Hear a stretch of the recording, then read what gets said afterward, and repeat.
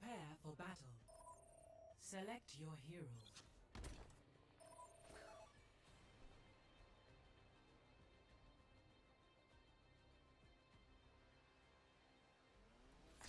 Howdy, everybody. Hey, what's up? My mic cracking right now. No, it sounds great. Okay, I think I fixed. My last sound match like said you- it was cracking. There is no obligation. You sound like a pro podcaster. That's what I was hoping for, considering my studio microphone. But It sounds really good. at 100, like the sample rate was way too high, I think, for Overwatch earlier, so it was all messed up. Well, you're good to go. 5, 4, 3, 2, 1. Round 1. Capture the objective.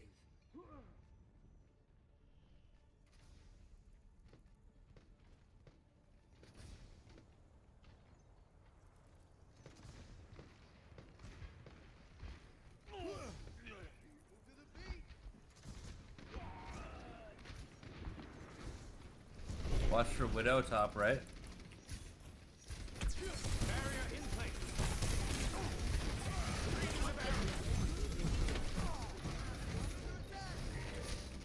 Anna's one. Ryan chasing me, right side, right side, right side. If only the answers were They're all right side, behind us. I'm frozen. I'm dead, they're all behind us. Regroup, we're down.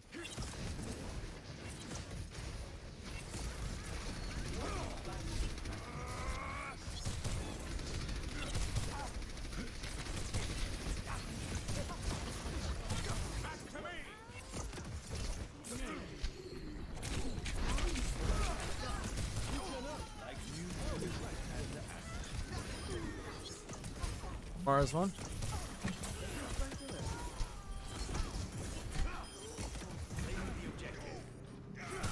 This is Widow at. Not sure right now. It sounded like she's behind. Top right, top right Okay, again. top right.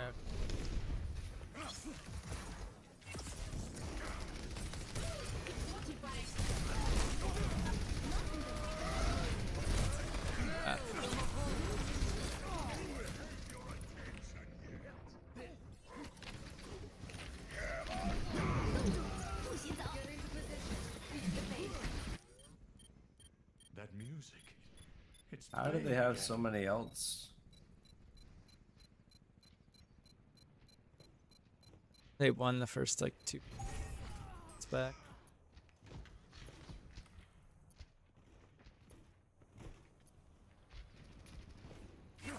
Try to get out of there if you can, Hanzo. Regroup, wait for Hanzo. Pull back.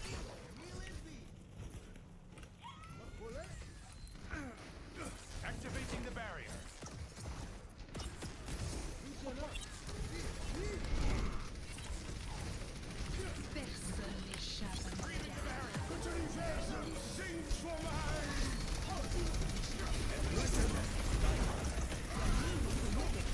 Yes.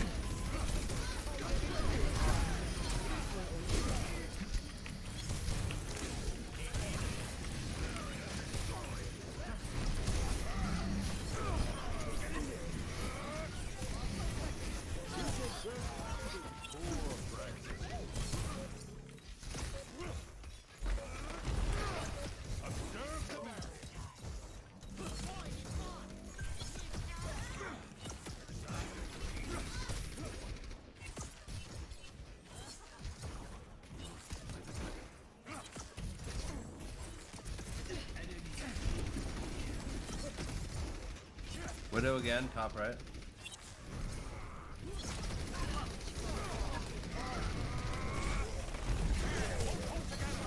Kill the Ryan. I got him.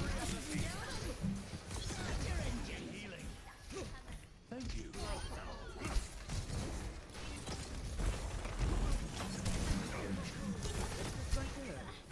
Activating the barrier.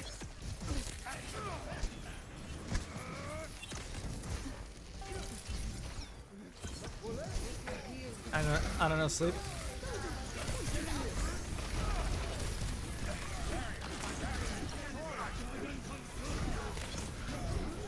Off Reinhardt.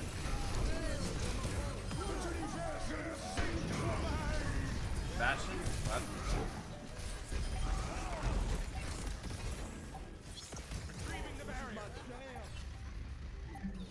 Wow, okay. At least I can't push ball that much with him. through the whole hog. Best Yep. round. One.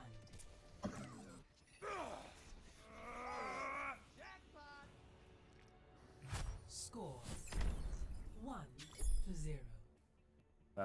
That's wild. Such beauty is wasted upon the soul of a killer. G'day, cobber. Everyone signed their life insurance policies?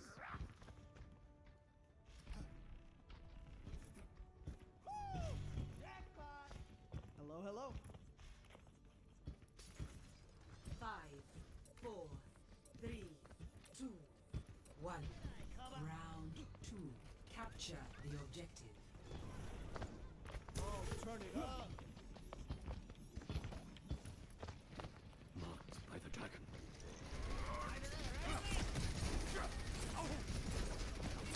Observe the barrier.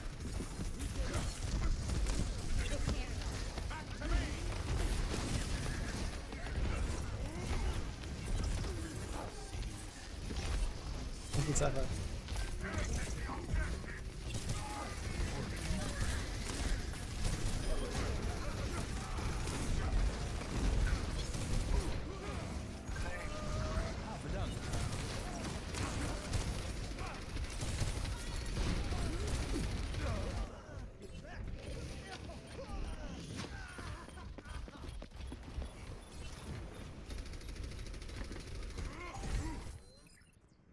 The breakthrough was near.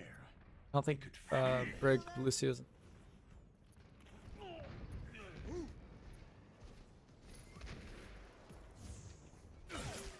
Barrier in place.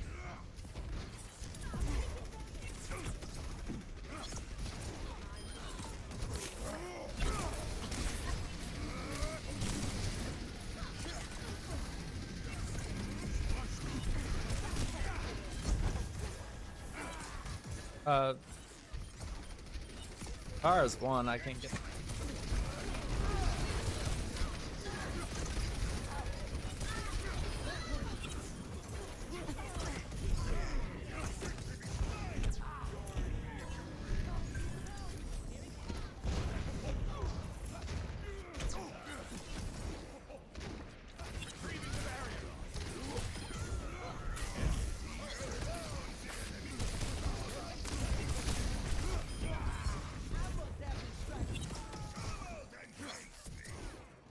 Cars still one up there.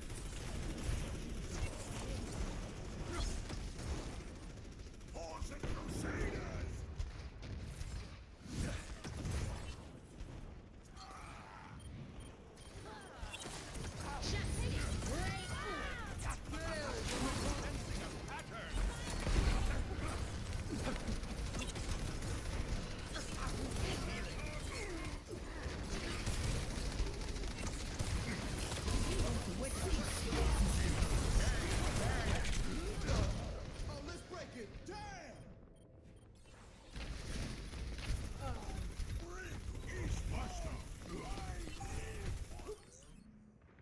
That music.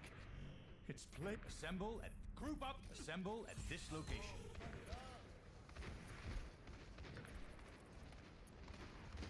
Strickland.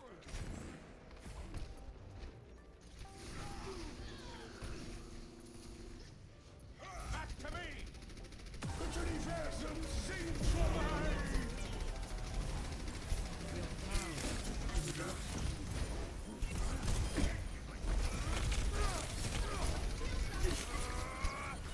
Barrier in place.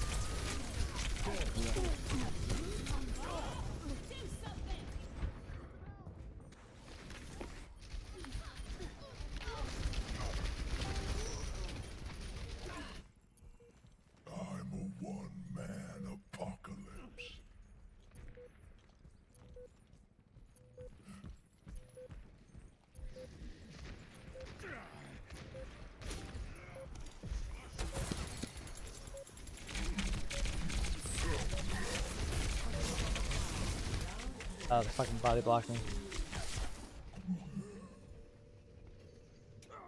Good break. Score 1-1.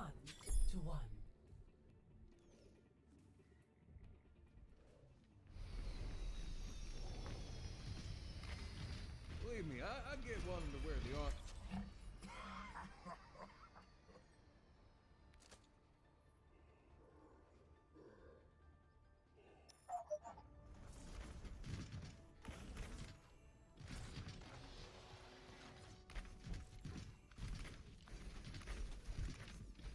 Five, four, three, two, one. Round 3. Capture the objective.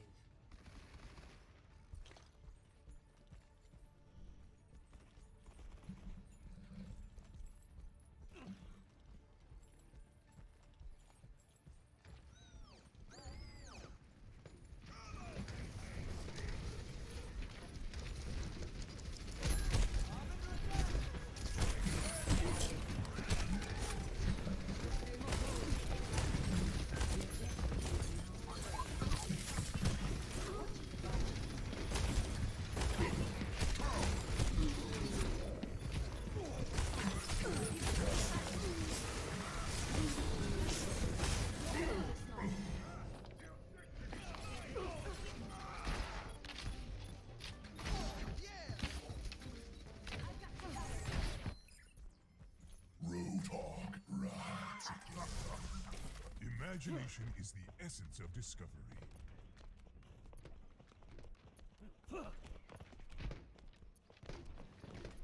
See through the darkness.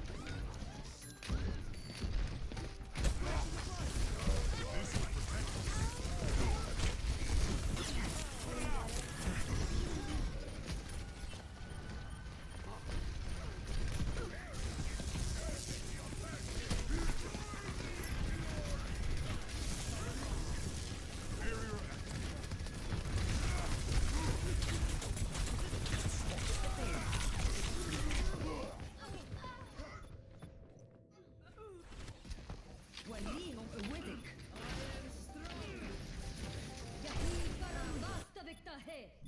Through the miracle of science.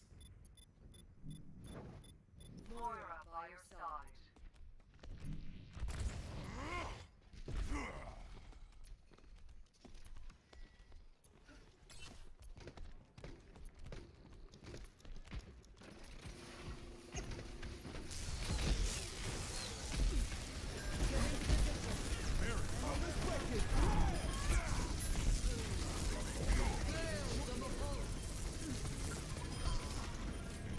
Physics.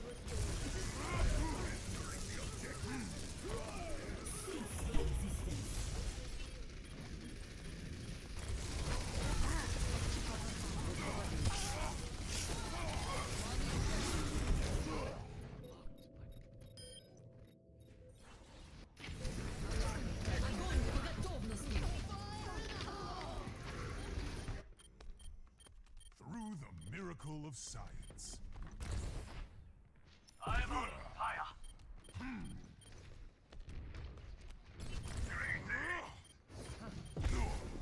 Get into position.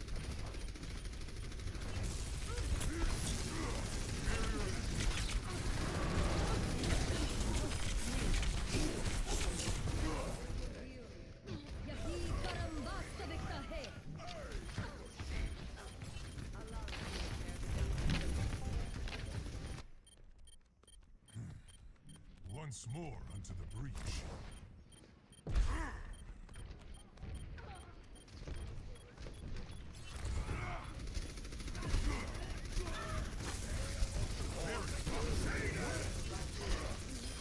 Healer's down. Rearrange.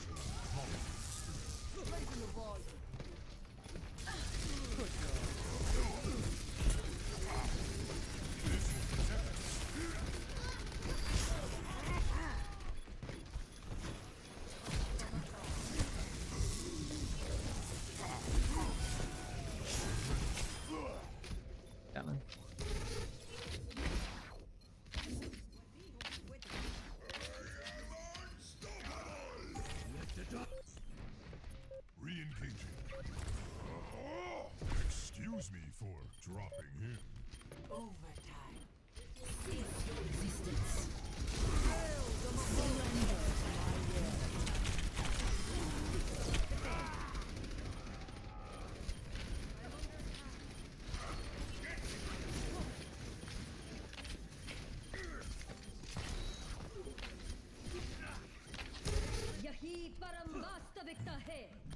once more to the breach. Coming through.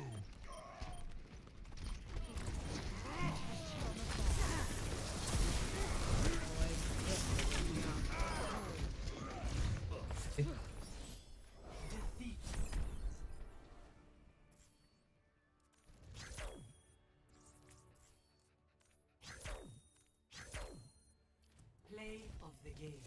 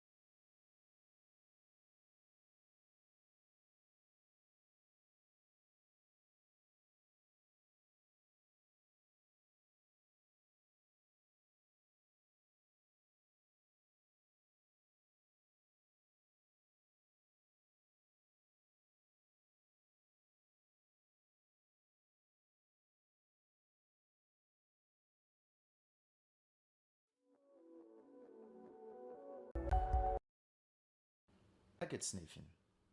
So we're gonna discuss this type of attack that is very much used when trying to packet sniff. So there are many tools available in order to perform packet sniffing. First, we have to understand what packet sniffing is about. Basically, it's just about capturing packets that are being transmitted through the network. However, nowadays, well, Can't just actually, on any for the past probably 20 years, switches. just a simple packet sniffing is not a Yeah, it used to be when you had a threatening hub. task. And the reason for that is because most of the network devices that were started to be adopted in the past 20 years, the concentrators that companies started to use was the switches, network switches. Back in the day, companies used All hubs, network all hubs, stuff. as concentrators.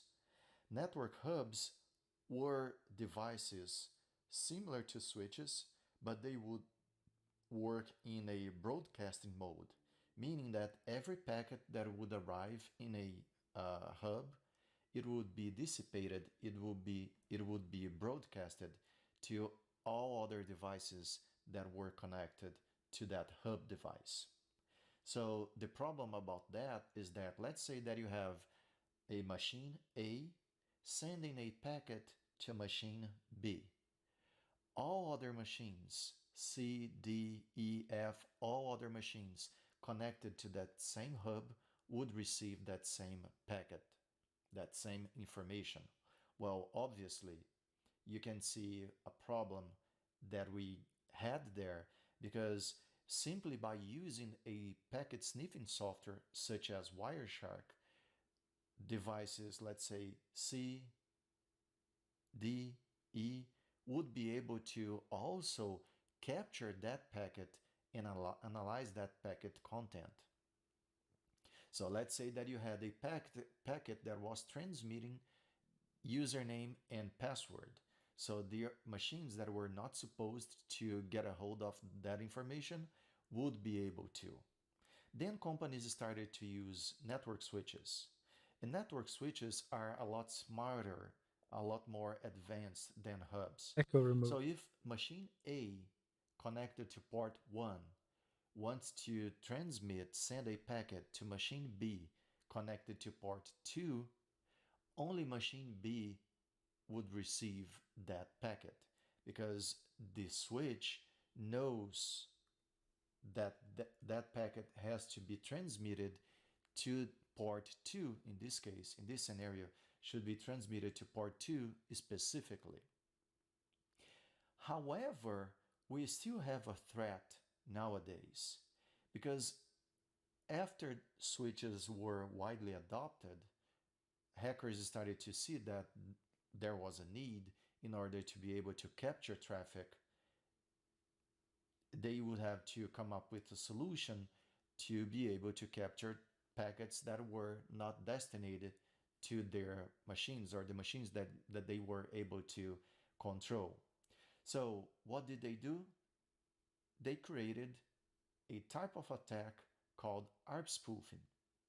So ARP spoofing is a very simple attack where you scam the network devices involved in a communication, saying that you are one of the devices that is participating in that communication.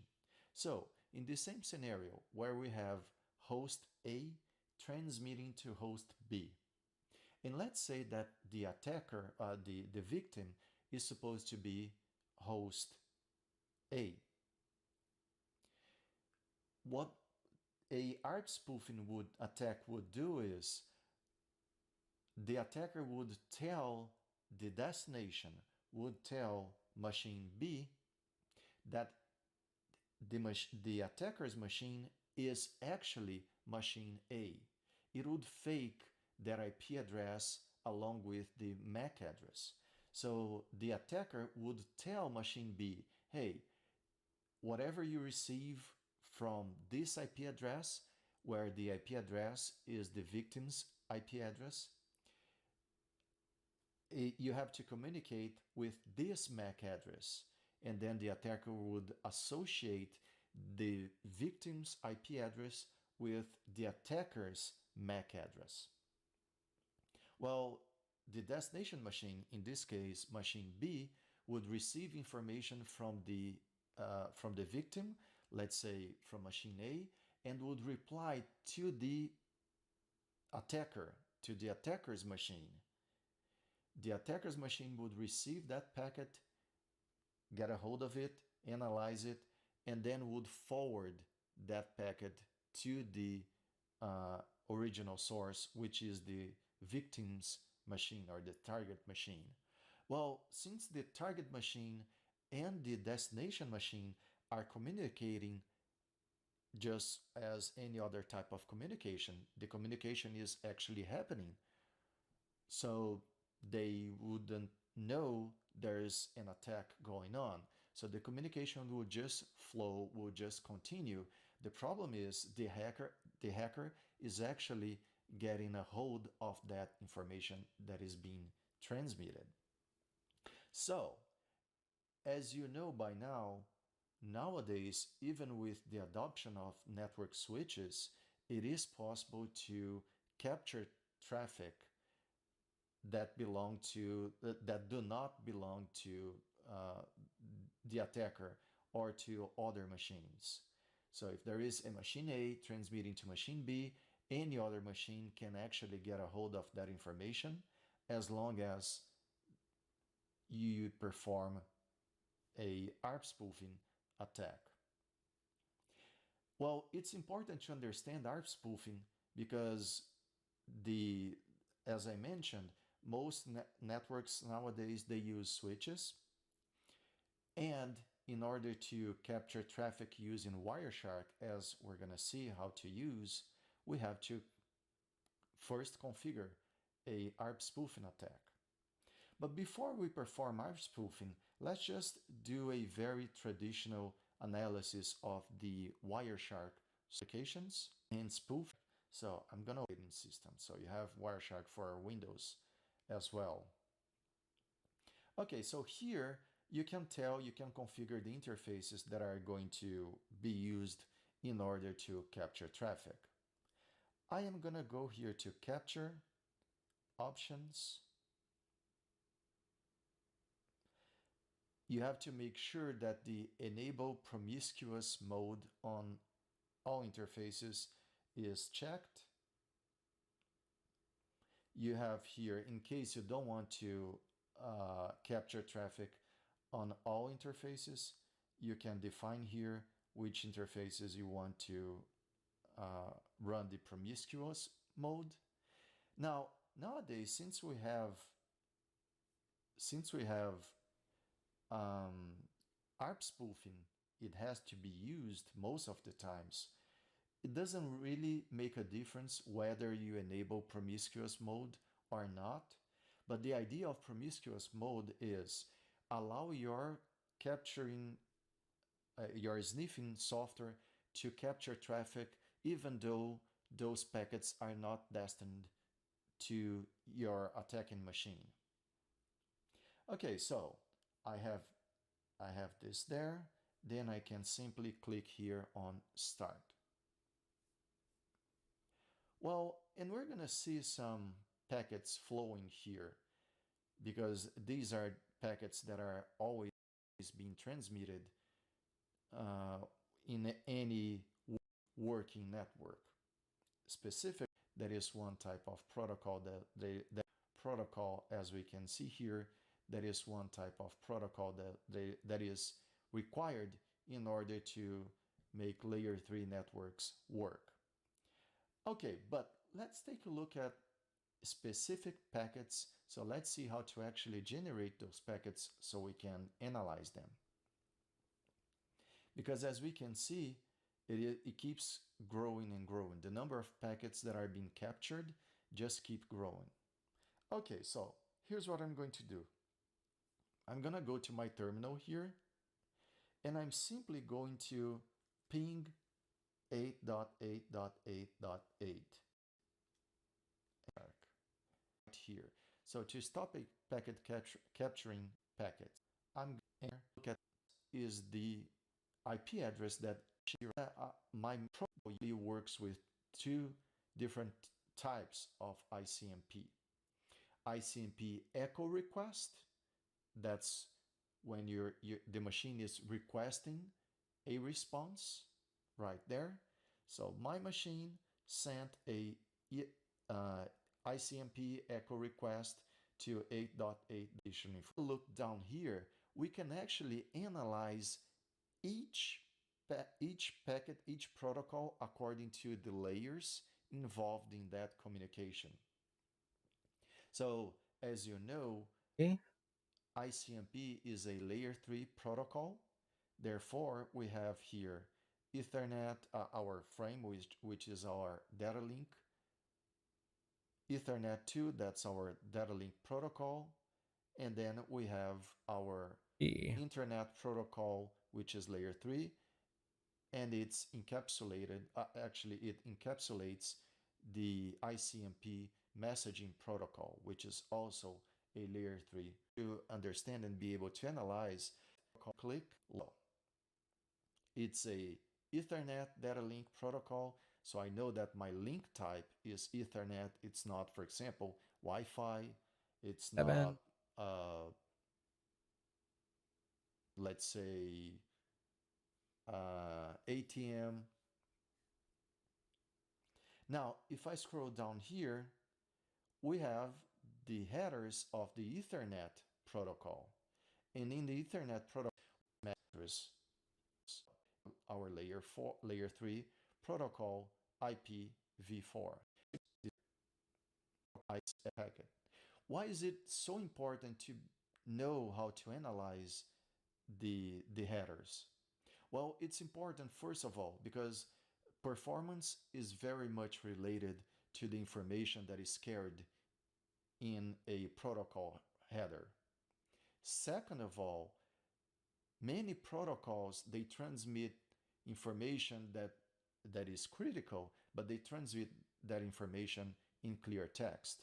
For example, we're going to take a look at the FTP protocol, FTP transmission, and we're going to see that FTP actually transmits passwords, usernames and passwords as clear text strings. Okay, now, this is a very simplistic way of using Wireshark or any other packet capturing tool. Now, if the information that we have here, and I'm scrolling here just so you can take a look at all the packets that were captured. And remember, this was in just a little bit over a minute of capturing. So here, second 0 to second 67. So in about 1 minute of capturing, we can see all these many packets here, about 90 packets. Now, imagine if you have to perform a live capturing, or if you had to leave the capturing software running for a very long period of time, and then you have to go there and analyze, search for specific packets, it's not going to be productive. Actually, it is totally unfeasible.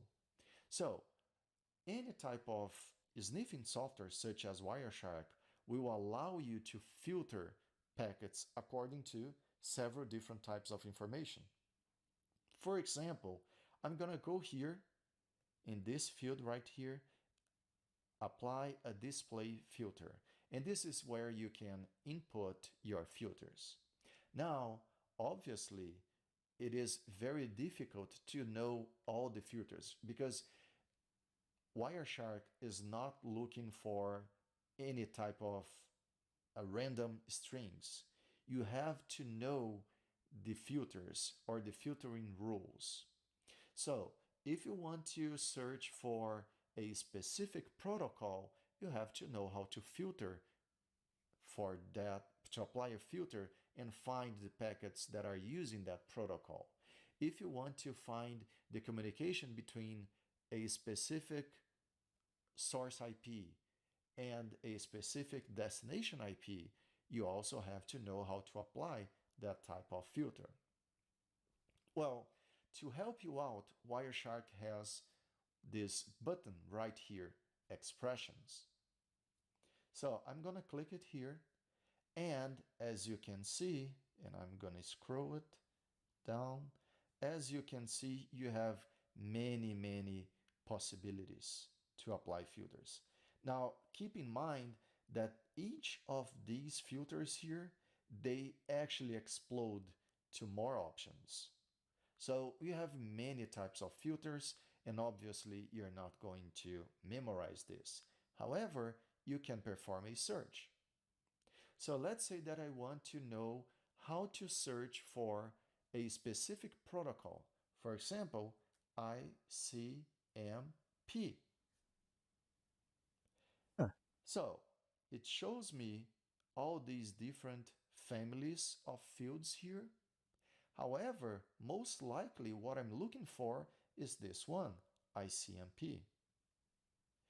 And then you have some more specific filters for ICMP. For example, if you want to search for ICMP type echo request, you can perform that type of filter right there.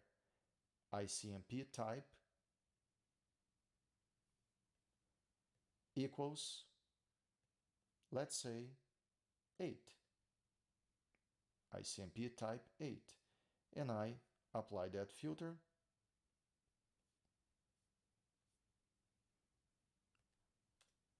Enter right there. So 2 ICMP echo requests. Just remember, ICMP type 8 is the ICMP echo request, as we can see right here. What if I search for ICMP type 0? Oops. ICMP type 0. Okay, ICMP type 0 is the echo reply. So that's when the Google DNS server actually replied my ICMP echo request. And you can perform other types of filters here. So many options. For example, if you want to filter for a specific IP address, we could go back there to expressions. However, in this situation, it's a bit complicated because if I search for IP, well, way too many options, obviously. Okay, what if I want to search for source? Still too many options. So there are some situations where I have to know the filters that I'm looking for. And basically you can perform a Google search. Now, I can tell you that if you want to apply that type of filter, you can use ip.src equal. So ip.src is to specify the source. Okay, so the source is going to be my machine, which is this IP address here. What if I also want to search for packets where I want to see the destination as well.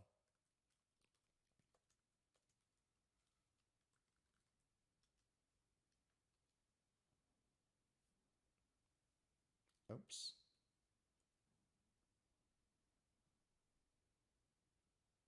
So there you go.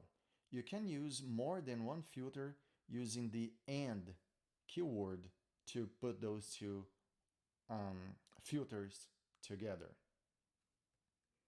Okay, so now let's expand this type of analysis and let's perform a actual real capture.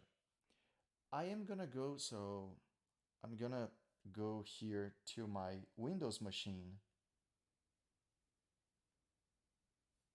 There.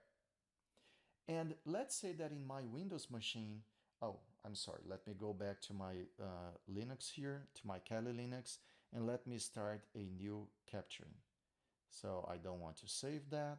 Okay, there it is. I'm gonna go to my Windows machine, and I'm gonna open the terminal here, and let's say that I'm going to, as a Windows client, that's a different machine. Okay, okay, and let me there is into as I'm gonna open the terminal here, save that. Okay, there it is. I'm gonna go to my Windows machine, and I'm gonna open the terminal here, and let's say that I'm going to, as a Windows client, that's a different machine, I am going to perform a FTP access. There it is.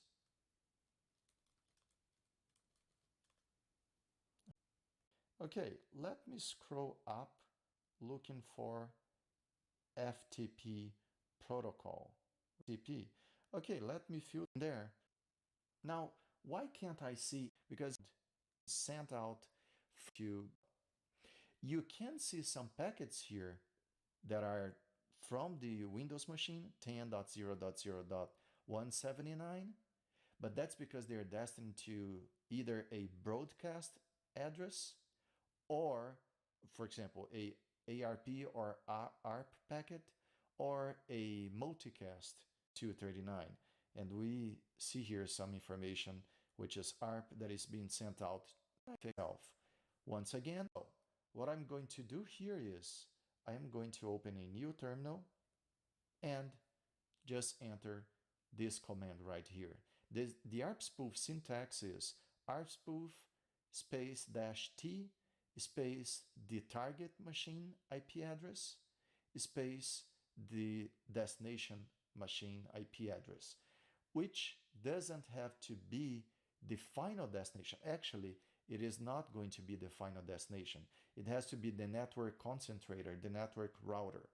So in this network that I have here, 10.0.0.1 is my router, 10.0.0.179 is my target Windows machine. So I start running it. There. Now, what is it doing? -T this and just enter. I'm going to open a new terminal and just enter this command right here. The ARP spoof syntax is ARP spoof space dash T space the target machine IP address space the destination machine IP address, It's not. which doesn't have to be the final destination. Actually, it is not going to be the final destination. It has to be the network concentrator, the network router. So in this network that I have here, 10.0.0.1 is my router, 10.0.0.179 is my target Windows machine. So I start running it. There. Now, what is it doing? It's ARP replying to 10.0.0.1 that this MAC address here is the one that has IP address 10.0.0.179. So it's scamming the router 10.0.0.1. Okay, now let's go back here and let's go back to Wireshark and run the capturing once again. Okay, there it is. I'm gonna go here to the Windows machine. And once again, I will try to FTP that random FTP server. Oh, I'm sorry. So let's start over. There it is. Guest user, guest pass. There. Now let's go back to the Kali Linux machine. Let me stop the capturing here. And let me scroll up, see if I can visually find the information that I'm looking for. And there it is. Now, it's going to be a lot easier if I simply filter for FTP.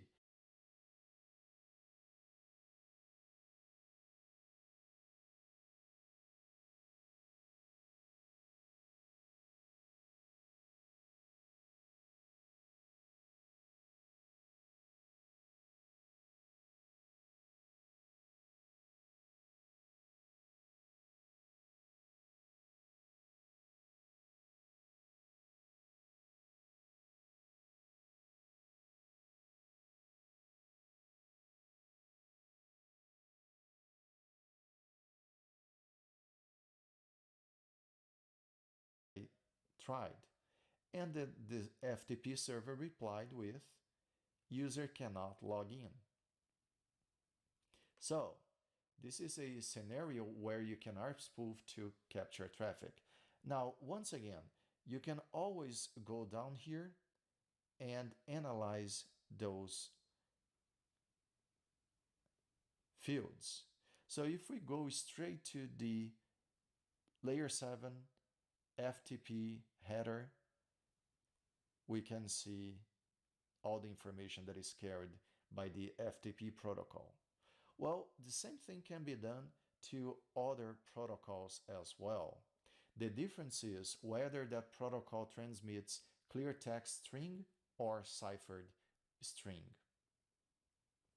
Okay, so that's how you can use ARP spoofing in order to capture traffic that is not sent to your machine.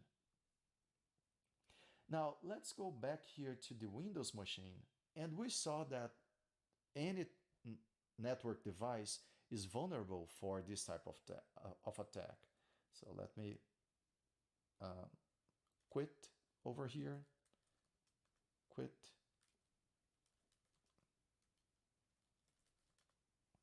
So in any network, the ARP spoofing attack can occur.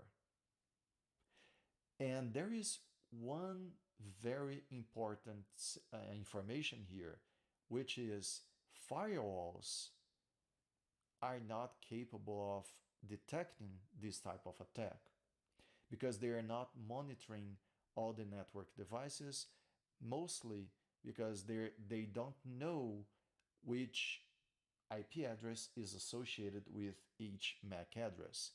Back in the day, it was common to do this type of attachment. Say, this IP address here will always be associated with this MAC address here, or any type of physical address. It doesn't have to be MAC address. However, networks grew and enhanced so much that it's just unfeasible to perform that kind of association. So, firewalls are not capable of detecting ARP spoofing anymore. What can you do? The good thing is, the good information here is, there are ARP spoofing detection tools available to almost all operating systems. And it's not different for Windows. So, what you have to tell your client after you successfully perform packet sniffing in the client's network, you have to tell the client that they have to have any type of ARP spoofing detecting tool. For Windows, for example, there is a free tool called XARP, and this is the webpage xarp.net. You can simply go there, scroll down, the link for the download is at the bottom. There it is. So for Windows and Linux, although it says Ubuntu, you can actually install in any Debian-like distribution. So now, once you have downloaded it, you can simply run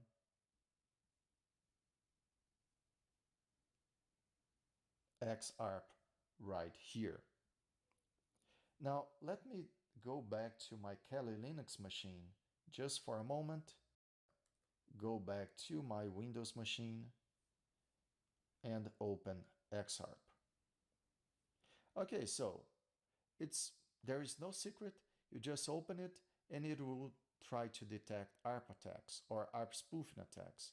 Status, General no ARP or attacks. Okay, very good.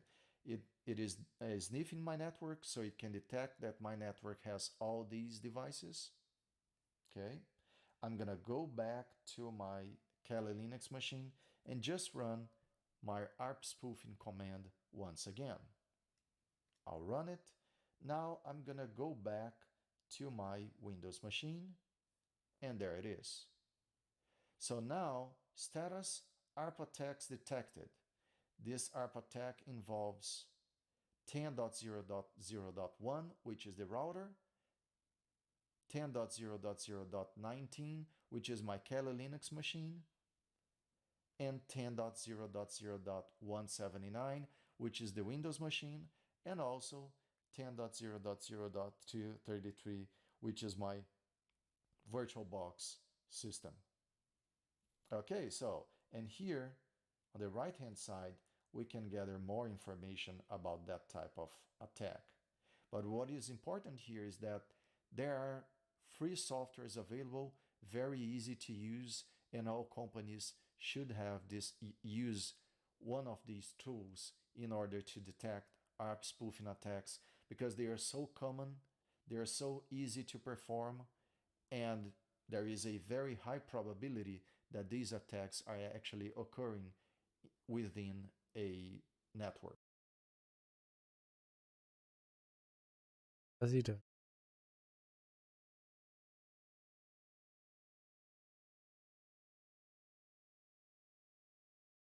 Network sniffing.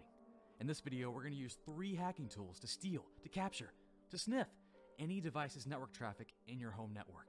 You need to learn hacking.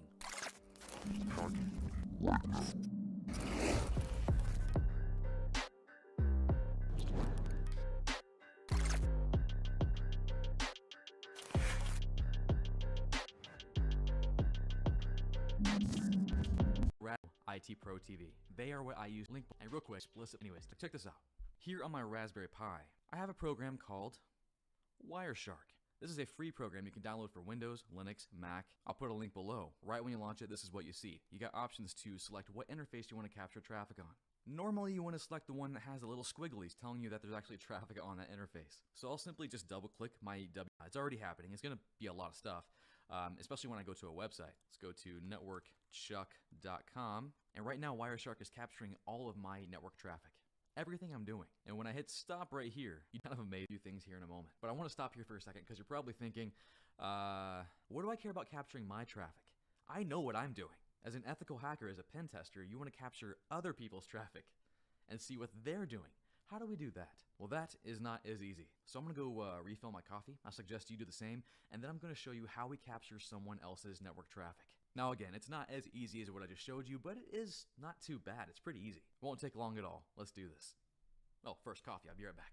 Here's the situation. I'm at a beach house right now. It has a standard Wi-Fi router that you might have in your house right now. And on this network, I have iPhones, laptop, other phones, smart TVs, and last but certainly not least, my Raspberry Pi 400, my hacking machine. So how can I get my Raspberry Pi to see Yeah, the all the internet traffic for everyone here? Well, back in the day, it was pretty stinking easy. Because back in my day, well, actually, it was kind of before my day. It this is was a hub. not. This would be a You're a hub in our liar. network. And it would be a wired Dirty. network, so ignore the physical cable going to my iPhone here. Now, let me cross out router. It's just a hub right now. Now, the hub is an idiot. All he does is repeat things. He's not very smart. So, for example, if this iPhone wanted to send a photo to this Android phone over here, the hub wouldn't just send it to that one phone. It would actually repeat it, send it out to everyone connected to him. That's why they call hubs repeaters. And it does that with all network traffic it receives. Now, as an ethical hacker, we're like, yeah, that's amazing. Keep that feature enabled. Because if we're receiving all the traffic that goes to everyone in the network, then we're able to fire up Wireshark and capture all the traffic. But alas, we don't use hubs anymore, thank goodness, because they're really super insecure for that very reason. But it does make it more difficult for us to sniff or capture traffic. On a modern network, instead of a hub, this will actually be a switch. Switches aren't dumb. In that same scenario, when iPhone 1 sends a photo to the Android phone down here, that's all that happens. No one else gets that. Which is great for security, bad for us when we're trying to hack people. Come on, give us a break here. So now it is harder for us to capture traffic, but we can totally still do it. I'm about to show you that right now. But one more thing before I show you. I said this was a switch, and it is, but it might be confusing because it's labeled a router. Well, it's also a router. It's also a wireless access point. These devices are all in one. They do everything, which is why you're not going to see most of our devices here cabled up. No, we're not going to see that. We're going to see them connecting wirelessly. Those are the worst wireless signals I've ever drawn. Now, I say all this because there's a lot more that goes into understanding a network. What's a router? What's a switch? What's a wireless access point? What do they do? As you're learning hacking, you do need to understand the roles those devices play in a network and how a network works. So I highly encourage you to go watch this video and this video on what a router and a switch does. Before you can hack a network, you have to understand how a network works. So you can pause and go watch those, or just keep watching. You can still do this hack without knowing that stuff, but it does help to understand what's going on under the hood as you're performing it. Let's keep going. All right, let's hack the beach house. How do I sniff someone else's traffic on my network? In this scenario, I want to hack or sniff my wife's iPhone. I know, I'm always picking on her. As it stands right now, if I launch Wireshark on my Raspberry Pi and we're all on the same network, I won't see a thing. She's talking to the router's talking to the internet, vice versa, and that conversation's all between them. We have a delicious attack we can use. It's called ARP poisoning. Now, to truly understand how awesome this attack is, you do need to know a bit about networking. Again, go watch those two videos and you'll have a greater appreciation for what is about to happen. I love the ARP poisoning attack because it takes advantage of something our networks rely on. They need it. ARP, the Address Resolution Protocol. The router, my wife's iPhone, the Raspberry Pi, all your devices on your network will use ARP to discover where things are on the network. So let's say, for example, my wife is trying to upload a photo to Instagram, which she does all the time. Her phone will get the photo ready, attempt to send it to the internet, and the first hop it has, the first stop, is the router. Her phone knows the router lives at 10.0.0.1. That's how it's configured. It's basically the router's name, but she doesn't know where the router actually lives. She needs this right here, the MAC address. Think of that as like the router's mailing address, his house. So her phone will use ARP to discover the MAC address of the router, and then once her phone learns that, boom, it'll go right to the router. Perfect. And this process happens for every device on your network. When the router wants to send something to my wife's phone, he also has to learn her mailing address, her MAC address, and he uses ARP. Same thing goes for if he wants to send something to my Raspberry Pi. Gotta learn his mailing address. It's this amazing protocol that we're gonna really screw with right now. We're gonna mess it up. We're gonna poison it. Using a tool called EtherCap on my Raspberry Pi, I'm gonna send malicious ARP packets to the router and to my wife's phone. In those packets, I'm gonna say, hey router, 10.0.0.3, my wife's iPhone does not live over there. No. The real address is actually B2A4. So whatever you have for her, send it to me. I'll do the same thing for my wife's phone. I'll say, hey, wife's phone, the router at 10.0.0.1 does not live over here at 8.9. No, he moved. He's over here at B2A4. Do you see what's happening here? It's so neat. I am basically putting myself right in the middle, right in between the router and my wife's phone. And it's genius, right? Like my wife's phone thinks I'm the router, so she'll send me all her traffic. I get to see it all. The router thinks that I am in my wife's phone, so he's going to send me all the traffic meant for her. Now, I'll forward it right along. Here you go, router. Here you go, wife's iPhone. The point is, I'm in the middle, and I'm able to see everything. This is a common attack. It's called a man-in-the-middle attack. This is one way to perform this attack, and we're going to turn on Wireshark once we are in the middle. What do you think is going to happen? Well, when we start sniffing those packets, we're going to see everything that my wife's phone is doing. Everything. And I'm telling you, it's stupid easy. You ready to try it? Let's do it. All right, back home on my Raspberry Pi 400, time to start hacking. Now you can follow along with Kali, Ubuntu, or really any flavor of Linux, and of course a Raspberry Pi, and we'll be using these tools. One we already talked about, Wireshark. You can install Wireshark with the command apt install Wireshark. Our second tool is one of my favorites, Nmap. Use apt install Nmap to get that sucker going. And finally, we already mentioned this guy, Ettercap. Apt install ettercap-text-only. They do have a graphical version, but we're going to be command line only this time. Once you have those tools installed, we are ready to rock, or hack. Our first step is some recon. We have to find devices on our network that we can sniff. Let's get them. So launch your terminal and start with the command sudo nmap space. We'll do a -sn. By the way, if you want to learn more about Nmap and how you can hack with Nmap, I got a video right here. And then you'll put in the subnet for your home network. Right now, mine, for my beach house, is 10.0.0.0/24. In most cases, your network might look like this, 192.168.1.0/24. But whatever the case, you gotta look it up to find out what it is. But once you know it, we're ready to rock. So once I hit enter, it'll start scanning the network and try to find devices. Ready, set, go. Now there won't be anything that screams, hey, I'm your wife's phone, but I do know her phone to have the IP address of 10.0.0.129. There's her MAC address. But essentially you would use this tool to discover hosts that were actually alive on your network, up, running, things you could possibly hack and test. And the only information I need right now is her IP address, 10.0.0.129. So armed with that info, I can now continue my attack. Command will be sudo ettercap. Here we go. I'll use dash. Yeah, thanks for liking the stream, T man. for text only, no graphical here. Dash S to not use SSL. We won't cover that right now. Dash I to specify my interface. Now most of you, if you're using a Raspberry Pi, this will be WLAN 0. And then dash capital M because we're using a man-in-the-middle attack. Next we'll specify our method. It'll be ARP. So I'll type in ARP, then colon, remote. And then we put in our victims. The first one will be our router. This will be the default gateway for any device on your network. So I'll put in a /, the IP address of my router, which mine is 10.0.0.1, and then another / and another / space, and then the IP address of the person you're wanting to sniff, capture, attack. It'll be my wife's phone. So / 10.0, messed it up. 10.0.0.129 //. Just like that, that's our command. I want to hit enter and start attacking her right now. Go. And bam. So right now, it's already seeing traffic. All you're seeing right now is traffic that her phone is using. Now all that's left to do is to capture it, sniff it. Let's do it. I'm going to launch Wireshark. Going to launch another terminal here. You will need to launch Wireshark with sudo permissions. So sudo Wireshark right from the command line. It'll launch in the GUI. I'll select my WLAN interface to start capturing. And here we go. Now Wireshark's a big thing. It's kind of intimidating. I get that. I'll show you a few things real quick. We don't want to sit here and scroll and scroll and scroll and try to pick through all this stuff, so we can apply filters. Right here in the little address bar here, I'll specify, let's only see traffic for my wife's phone. Because right now it's showing me all traffic that my NIC, my network interface card, can see. Mine and hers.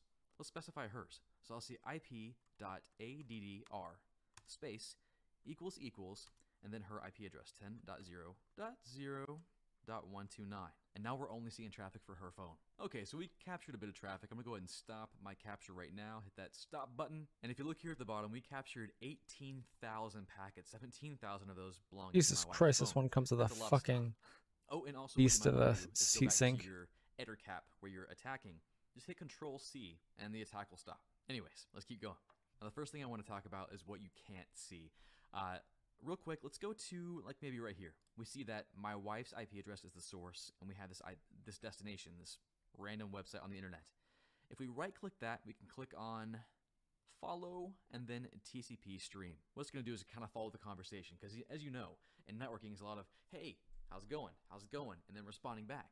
Just conversation. And looking inside of this, it's kind of, well, not kind of, you can't understand a dang thing. That's encrypted. That's what encryption looks like when you try to capture the packets. It's just blah, blah. The red is from my wife's phone and the blue is from the server, or whoever she's trying to talk to. And you can't see nothing. And that's what's going to happen when you capture traffic on the internet or in your network right now if it has encryption, which Thankfully, most of it does. TLS, SSL. So then you might be thinking, well, Chuck, well, what good is this? We can't find anything. We don't see anything.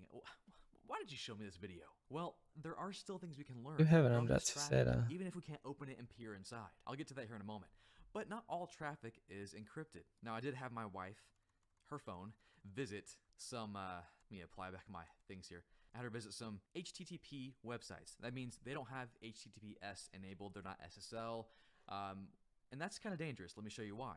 We captured that traffic. It's in the And how I can clear. search for that here in Wireshark is I can do a space, do and, ampersand, and specify HTTP traffic, and hit enter. So it involves her IP address and HTTP traffic, and let's open up one of these guys. I'll right click one of the packets here, go to follow, and click on HTTP stream. With HTTP, we pretty much see it all. It's clear text, baby, so we can see what website it was she visited, surfsidetexas.org. It's a city here With the in PoE South Texas. plus hat, And, huh? yeah, they don't have SSL, so if you know that town or know who manages their stuff, tell them to fix it. But I can see everything. I can see what she's requesting from the website. I can see what their website's sending back to her. And look right here. Here's a video file that was being requested. So there are websites out there that aren't secure. There are protocols out there that aren't secure. We've got Telnet, FTP. I'll show you those here in a moment. But these are weaknesses that you as an ethical hacker, you as a pen tester, would need to know how to find. So as you're helping a company secure themselves, so you can be like, hey guys, you're using HTTP. Everyone can see what you're doing. You're using FTP, you're using Telnet. Shame on you, never use Telnet. Now again, Wireshark is a really cool thing, but it's complicated. It can feel overwhelming. If you do want to learn more about it, which you should, if you want to get into hacking or just IT, if you want to get into IT, which I assume you do want to, then you should learn more about Wireshark, and we have a great course over at This Is IT. David Bombal has a fantastic Wireshark course. Go check it out. But just for now, if you want to have a great way to visualize your capture, you captured all this internet traffic, you want to be able to look at it without having to look up filters and look up all these random things you have to learn. Well, you can have fun with it right away. So from here, I'm going to click on File and click on Save As. I'm going to save this capture, which are often called PCAPs. I'm going to change it from a PCAP-NG to a PCAP file. And I'll just name it, yep, and click on save. Now, just so you know, capturing packets, sniffing networks is not just for hackers. It's a legit practice that network engineers, IT engineers, pretty much everyone in IT will end up using to troubleshoot their networks, to see what's going on, troubleshooting programs. So this is a skill that, man, you really should learn. Anyways, let's go visualize our PCAP, our capture. I'm going to go to a website called apackets.com. It's a free tool to analyze your PCAPs, your captures. Keep in mind, if you use the free version, you're uploading your captures to a public repository that anyone can view, so just be careful with that. But from here, I'll click on Upload PCAP File. I'll select my file I just saved, yep, PCAP, and it's going to upload. Coffee break. It's uploaded, they've analyzed it, now time to view the report. I'll click on View Report, and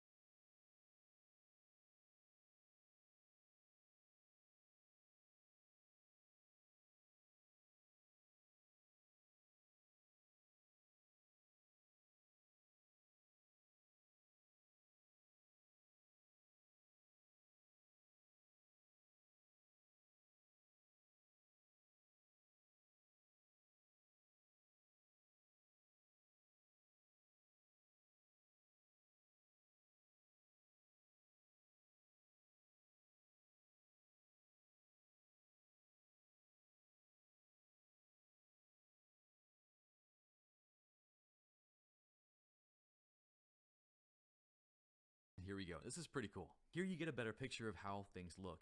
Like, hey, DNS request. This reveals a ton of stuff about what my wife's phone is up to, what it's trying to contact, what applications it's using. It's crazy. We can look at a full list of connections, all the servers and IP addresses that my wife's phone reached out to. Pictures. We can look at the pictures that the Wireshark captured, which it's not showing. That's dumb. But otherwise, you'd be able to see it. HTTP. We can see the same stuff we saw before in Wireshark when we filtered by HTTP. Bam. Look at that. The website in plain text. We can view the different hosts that we captured with this capture. We can even view the network. A crazy looking diagram. Look at that thing. Which, man, when you sit back and think about all the places that my wife's phone visited just during that short amount of time while that capture was happening, that's amazing. The world's amazing. The internet is amazing. Sorry. And if you scroll down here, we can see the ARP packets. And look at this. We can actually see our ARP attack right here. That's cool. Look at Ethernet data, which is our layer 2 data. But anyways, this is a great way to visualize your captures, especially if you're brand new to Wireshark and it's kind of intimidating. You can get a nice pretty graph and get a better understanding of what's happening. Now real quick, I want to show you how dumb a telnet is, or any of these other protocols telnet into a server. Alright, so I logged into the server with right after, still to this day, to hack the beach house. I used it to sniff networks, sniff my network devices and see what they're up to capture their traffic. Now, it's not as easy as it used to be. We're not dealing with hubs anymore. So we have to become a bit more creative. We have to take advantage of ARP, using the ARP poisoning attack, putting ourselves in the middle of a conversation, a man-in-the-middle attack, so we can hear both sides of the conversation, receive all the traffic that that one device is sending or receiving. This is relatively easy to perform. You can perform it on your home network probably right now. In fact, let me know how it goes below. But please, only hack for good and only hack with permission. Well guys, that's about it. If you like this video, hit that like button. If you like what I'm doing here on this channel, consider subscribing. Join the team. And if you want to help me do more of this, to produce hacking videos, training videos, consider joining the Network Chuck YouTube membership. Link below. Yep, that's all I got. I'll catch you guys next time.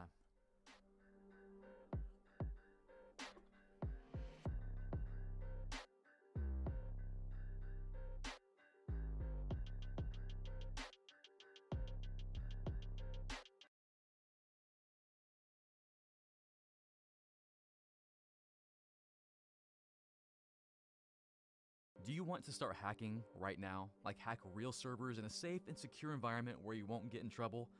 Well, that's what we're doing in today's video. I'm going to show you how to set up a safe, secure environment on just one